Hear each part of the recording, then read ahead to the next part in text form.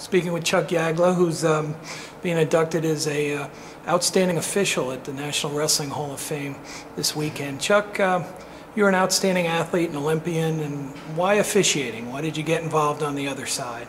Well, I got out of coaching in 1982. I coached for 5 years, assistant coach at the University of Iowa, and moved back to my hometown of Waterloo, Iowa, and started working at a bank and wanted to stay involved in wrestling. And wasn't sure how I wanted to stay involved, and just decided that I would try refereeing. I always liked studying the rules and reading the rules, and thought I was knowledgeable of the rules, so just decided to try my hand at refereeing, and once I started, I enjoyed it.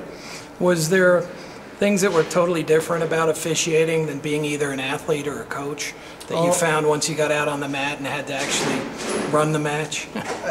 Not a lot different. I mean, the big difference is, as a competitor, you only had one match to worry about when you're refereeing, especially in a tournament or a dual meet. You have to get keyed up for every match, so you have to be at the top of your game, for every match that you referee. So that aspect's a little bit different, but otherwise, mentally and physically, you try to prepare the same and try to keep in good shape for it, and try to mentally always be on top of everything, when you get ready to referee a match. Now, officials have to be very technical. They have to really understand the rules in and out. Was that something that you enjoyed doing as an athlete, or did you really figure out that this was something that was a good challenge for you once you got into officiating?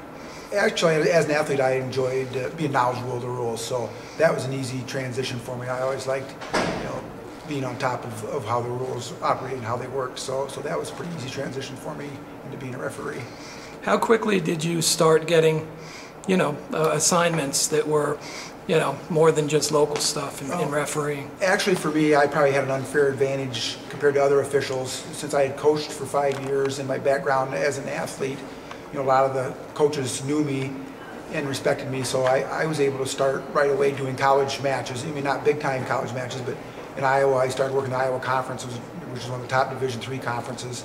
So I started working a lot of their matches, fairly quickly, and also started working at the University of Northern Iowa fairly quickly, and also at Iowa State University. So I was able to jump into it, ahead of the normal progression because of that, and actually did not hardly referee any high school matches. So tell me about an early big match that you had an opportunity to do that really showed you that you could be reffing at a very high level. Well, early on, I refereed a match between Iowa State and Northern Iowa at Northern Iowa, which was a very competitive match, and one of those where the coaches got excited and the fans got excited. So, and I loved the excitement of that and the thrill of that, and thought I did a good job, obviously, and they kept hiring me back. So I knew at that time I liked it, and that was probably in the late '80s after I refereed for 4 or 5 years. Now, have you done some of the big dual meets where they have sellout crowds, and obviously those bring a lot of attention to the state of Iowa? Yeah, the largest dual meet that I ever did was Oklahoma State at Iowa in 1998. It was close to a sellout, but not a sellout crowd, but it was in Carver Hawkeye Arena, and to me it was packed, and it was the most noise I ever remember hearing myself in Carver Hawkeye Arena. It's probably louder other times, but to my recollection, it's never been louder than that night, and it was a very exciting match, and came down to the heavyweight, and Oklahoma State won in overtime to win the match. So it was a very big duel and a very exciting one. Tell me about the NCAA tournament. Is that a special event to work as an official? Oh yeah, the NCAA tournament for officials, that's the top, that's the pinnacle. So everybody strives to make it to the NCAA tournament. So that one, it always is a big honor to work, and it's also very demanding because it's, again, you have to be on top of your game every match, and you just can't take your eyes off the match, or can't take your focus off what's happening in front of you. So obviously there's large crowds there, so it's the biggie, and everybody wants to do it, and so it is very exciting, but also at the same time, it's pretty nerve-wracking and pretty demanding. Now, what made you decide to stop being on the mat as an official?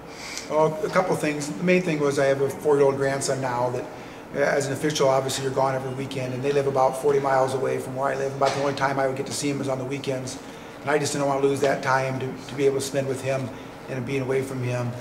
That was probably the number one reason. Also, I wanted to go out of the top of my game, and I don't know if you know for sure, when you're starting to go down, and I didn't want to, wait and question if I was starting to go down. Some coaches maybe thought I was never the top, or maybe thought I was already going down, but I wanted to leave at the top and walk away from it and be happy with it, which is tough to do, but I haven't felt bad about that decision, though. I thoroughly enjoy now getting back in the stands and watching.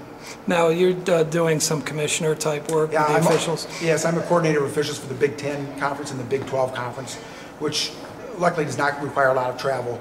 So I make the assignments for the dual meets for both those conferences. So And so you have to watch the other officials. Yeah, Are you working with the younger officials and helping them to get better? Yeah, that's part of it, is working with their officials, starting to do some clinics with them and work with them and critique them and do some evaluations of them to help them get better.